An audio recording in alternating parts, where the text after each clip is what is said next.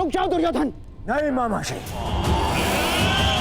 आज मेरे मध्य मत आइए। बहुत हो गया, बहुत हो गया इन पांडवों का। आज अभी और इसी क्षण इन पांडवों को और इस युद्ध को समाप्त कर दूंगा मैं। और मुझे भी कोई कारण नहीं दिखता कि मैं तुम दोनों को अभी उसी समय समाप्त न कर डालूं। कारण है मेरे पास भीम, है कारण, परंतु वो कारण मैं तुम्हें नहीं बताऊंगा, तुम्हारे ज्येष्ठ भ्राता युधिष्ठिर को बताऊंगा। क्यों धर्मराज, आप तो स्वयं धर्म के प्रतीक हैं। आपसे ऐसे अधर्म की आशा नहीं की थी मैंने। और धर्म आपने किया है मामाश्री। आपने मामाश्री शल्य को अपनी चाल में फंसा। कोई छल नहीं किया, कोई अधर्म नहीं किया है मैंने।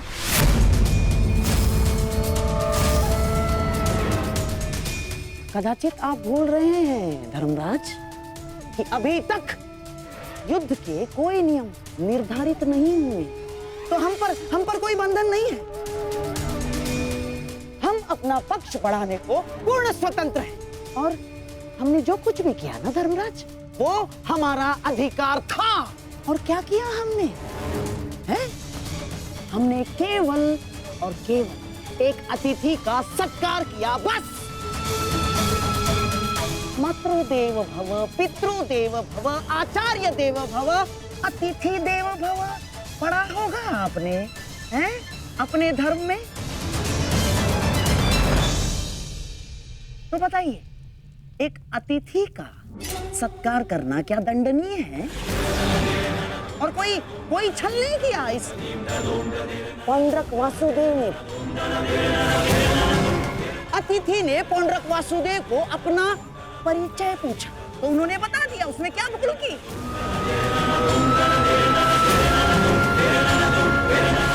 और हाँ, आपके मामाश्री शल्य पर हमने कोई दबाव नहीं डाला। ना ना ना ना ना ना, बिल्कुल दबाव नहीं डाला।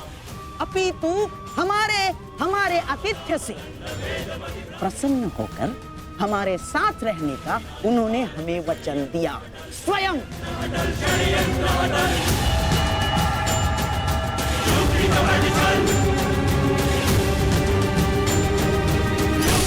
धर्मराज, मुझे खेद है कि आपको मुझे धर्म समझाना पड़ रहा है। आपको क्या आपने धर्म शब्द का उच्चारण किया गांधार राज?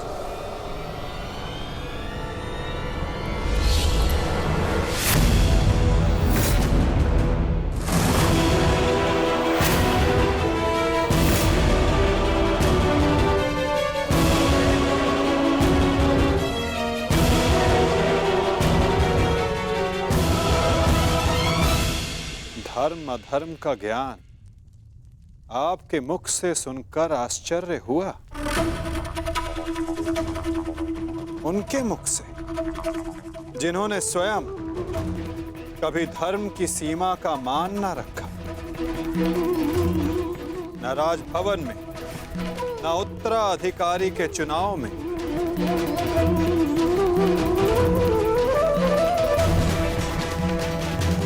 न द्यूत क्रीड़ा में, न दूत के सत्कार में।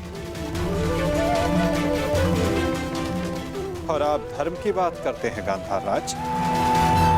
इनसे और क्या अपेक्षा की जा सकती है माधव? आज तक अधर्म और छल के अतिरिक्त इन्होंने हमें दिया ही क्या है? अब ये मामाश्री का धर्म है, वो ही बताएंगे कि उन्होंने किस और से युद्ध करने का निर्णय लिया है। मेरा भी तो प्रश्न यही है, परंतु कुछ भी, कोई भी निर्णय लेने से पूर्व एक बार तनिक सोच लीजिएगा। हाँ? इस बात का स्मरण रखिएगा कि एक राजा का अपने नियम को तोड़ना अशोभनीय, निंदनीय होता है।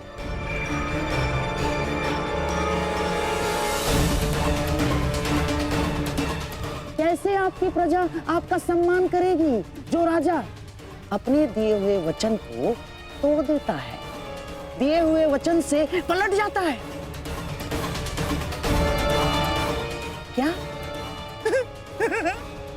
क्या मुख लेके जाएंगे आपके प्रजा के समक्ष आप?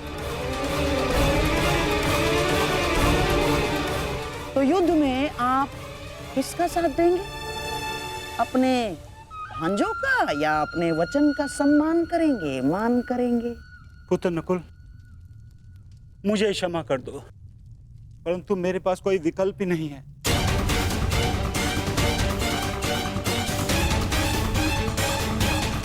मुझे अपने वचन के मान के लिए इन कौरवों का पक्ष चुनना ही होगा।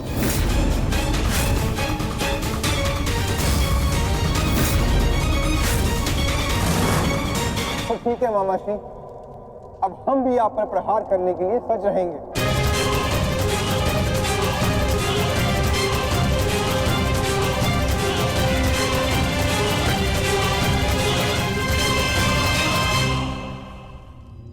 आपको इस निर्णय का गंभीर परिणाम भुगतना होगा। ये मेरी प्रतिज्ञा है।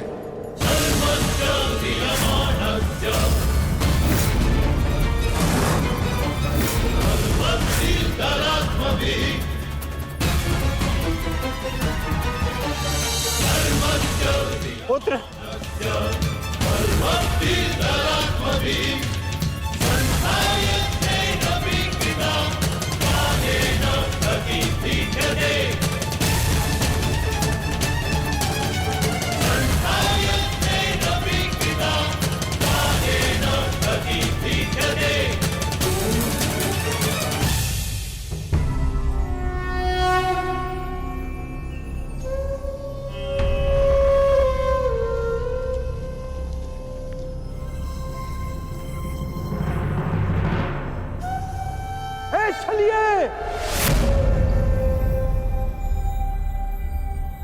तू कहां चल दिया?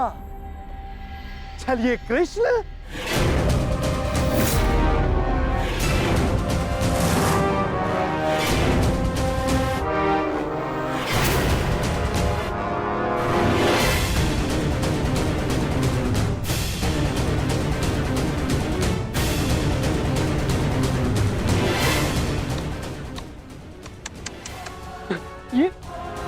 ये क्या देख रहा हूं?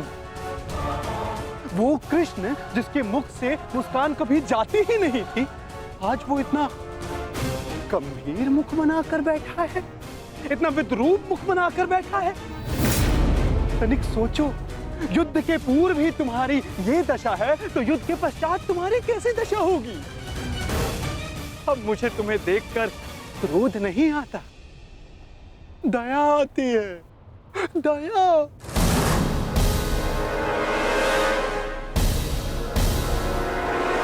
तुम्हारी सेना तुम्हारी नहीं रही, तुम्हारा पुत्र, उसने भी तुम्हारा साथ नहीं दिया। तुम्हारा भाई, उसने तुम्हारा पक्ष नहीं चुना, सब कुछ छीन लिया गया तुमसे।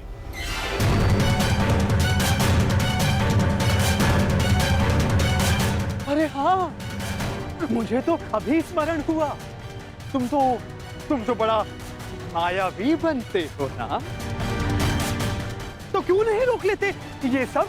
हाँ, रोक लो, रुको।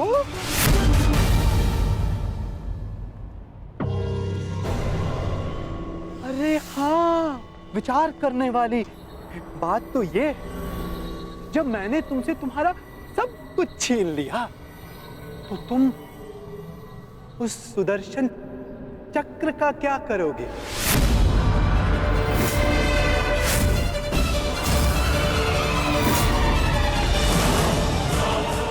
क्या करोगे तुम उस सुदर्शन चक्र का? मेरी वस्तु मुझे वापस दे दो, मुझे मेरा सुदर्शन चक्र वापस दे दे पाखंडी कृष्ण। बस पाखंडी, मत भूल तू किसके समक्ष खड़ा है। शांत, शांत बालक, शांत। ये मत भूलो, जब दो महापुरुष अति मानव वार्ता कर रहे हो तो एक साधारण बाण चलाने वाले को मौन रहना चाहिए।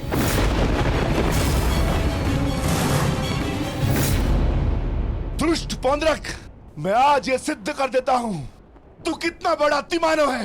अरे मूर्ख, तू अपनी तुलना वासुदेव से करता है।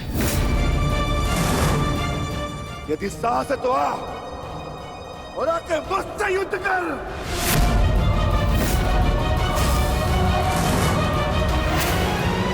मूर्ख तो तुम पांडु पुत्र हो।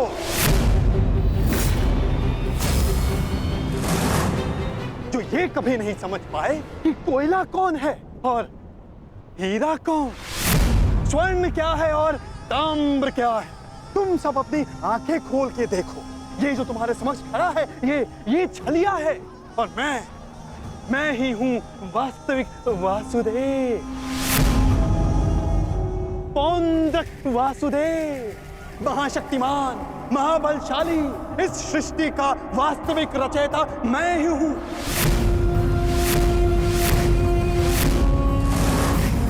यदि मैं चाहूं तो तुम सबको एक क्षण में तुम सबका अंत कर सकता हूं।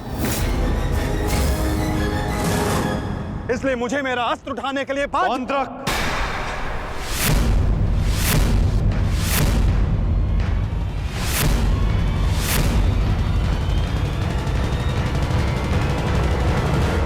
अपनी सीमा लांघने का दुस्साहस मत करो। मैं तुम्हें पहले भी चेतावनी दे चुका हूं और आज अंतिम चेतावनी देता हूं। मुझे वो करने के लिए बाध्य मत करो जिसके पश्चात तुम्हें पश्चाताप करने तक का अवसर ना मिले।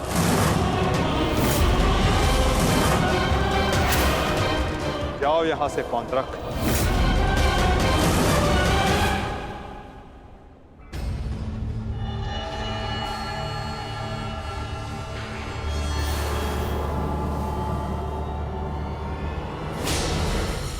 अवसर तू मुझे देगा, मुझे, वास्तविक वासुदेव को, पौंड्रक वासुदेव को। अवसर तो मैं तुझे नहीं दूंगा।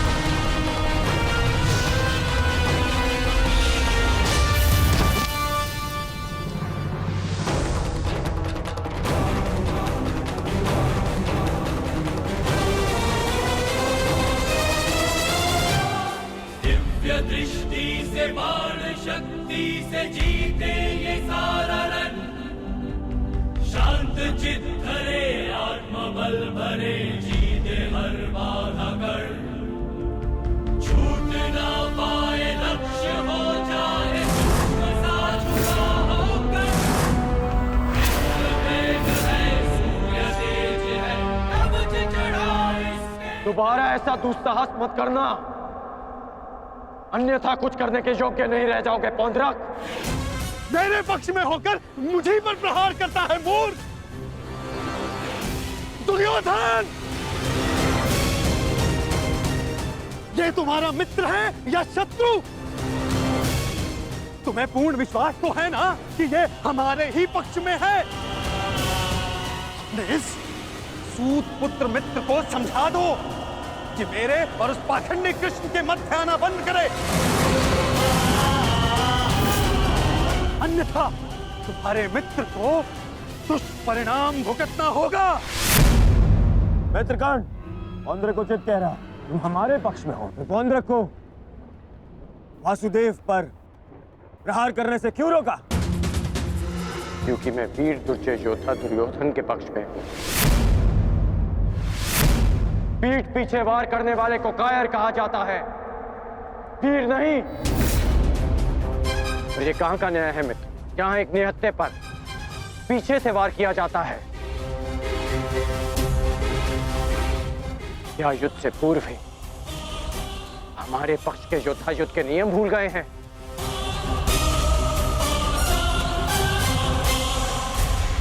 तुमने ऐसा सोचा भी कैसे? तुम इस भांति वासुदेव को वश में कर लोगे। सत्य को पहचानो मित्र, अपने नेत्र खोलो। नेत्र तो तुम्हारे बंद है मित्र। ये छलिया कोई अवतार नहीं है, केवल मायावी। शांति सभा में जो कुछ भी घटित हुआ केवल इस छलिए की माया थी वो।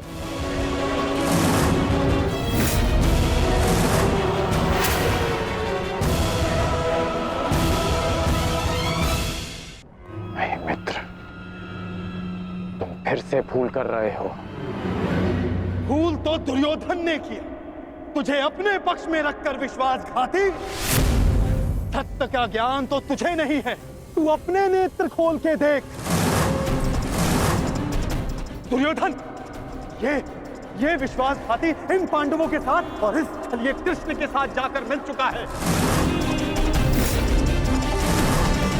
इस छलिए कृष्ण की वाणी बोल रहा है, उसके वश में है ये। अपने कर्मों को वश में ना रख पाए, परंतु अपने शब्दों को विराम लगाओ पौंद्रक। विश्वासघाती और छलिए तो तुम हो, जो स्वयं को किसी और के रूप में ढालना चाहता है। तुम एक अस्तित्वहीन घृणित जीव हो, जिसके पास ना कोई सम्मान है और न स्वयं की पहचान। तो अब एक सूत पुत्र मुझे मेरी पहचान और मान का ज्ञान देगा। पहचान तो मैं तुझे गया, तूने पांडवों और इस कृष्ण के साथ मिलकर दोनों तरफ संधि की है। मित्र दुर्योधन, ये विश्वासघाती युद्ध में तुम्हें अवश्य हानि पहुंचाएगा। नहीं। शांत हो जाओ अंगराज, शांत हो जाओ।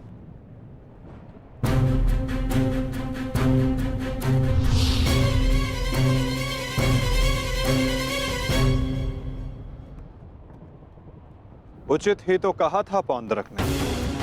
आज मेरा हर अपना, मेरा हर संबंधी मेरे विपक्ष में खड़ा है, और अब तो मेरा नाम भी मेरा नहीं रहा, उसे पौंद्रक ने ले लिया।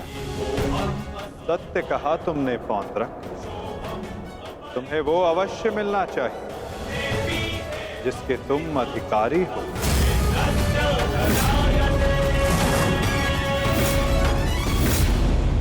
अद्भुत कृष्ण, अद्भुत। आज प्रथम बार तेरे मुख से सत्य निकला है छलिए। तो अब मुझे वो सुदर्शन चक्र दे दे जिसका वास्तविक अधिकारी मैं हूं। दे मुझे वो सुदर्शन चक्र। ठीक है पौंद्रक, मैं इसी क्षण दोनों पक्षों को साक्षी मानकर तुम्हें वो देता हूं जिस पर तुम अपना अधिकार समझते हो।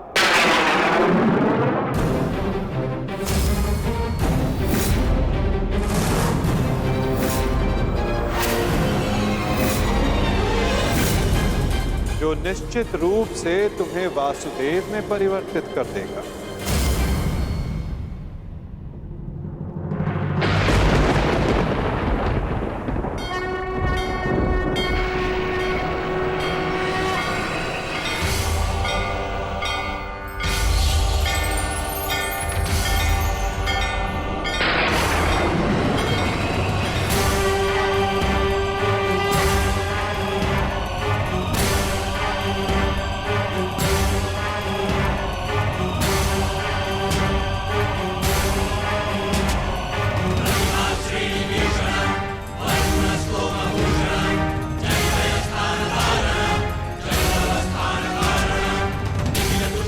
ये लो पौंद्रक, वो अस्त्र जिसका वास्तविक वासुदेव के पास होना अनिवार्य है।